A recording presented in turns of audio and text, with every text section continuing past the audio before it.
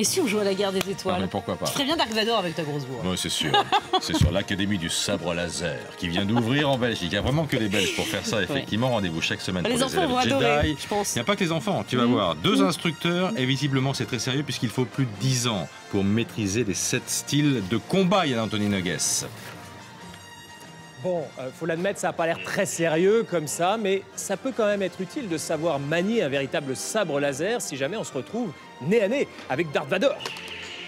Ces apprentis Jedi se réunissent une fois par semaine pour apprendre le maniement du sabre laser. Au-delà des gestes techniques, il y a tout un vocabulaire à maîtriser.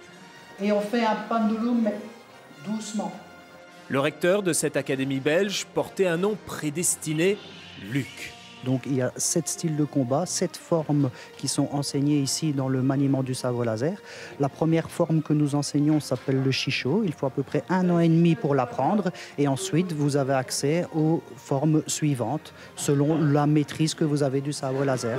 Pour pouvoir maîtriser les 7 formes et arriver au stade de maître, il faut compter à peu près 10 ans et demi. Il faudrait donc plus de 10 années de travail pour parvenir à maîtriser cet art.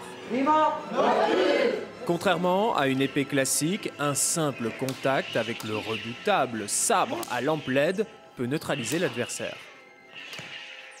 Alors, ce sont des Italiens qui ont créé ce sport et d'ailleurs, fin mai, à Milan, il y aura un tournoi international, mais a priori, il n'y aura pas d'équipe de France, quoique, a priori, Maître Luc, je pourrais peut-être représenter la France maintenant. Je pense qu'il y a encore besoin d'un tout petit peu d'entraînement.